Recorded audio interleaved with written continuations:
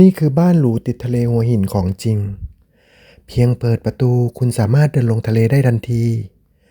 บ้านรีโนเวทใหม่หรูหราทุกตารางเมตร พร้อมอยู่พร้อมฝัน บ้านใหญ่1หลัง7ห้องนอน9ห้องน้ำเรือนรับรอง2หลัง ห้องดูหนัง ห้องแต่งตัว เฟอร์นิเจอร์พรีเมียมทุกชิ้น ห้องรับแขกวิวทะเลอลังการรองรับทุกโมเมนต์พิเศษของชีวิตที่ไม่ใช่แค่บ้าน แต่มันคือรางวัลของชีวิตที่คุณคู่ควร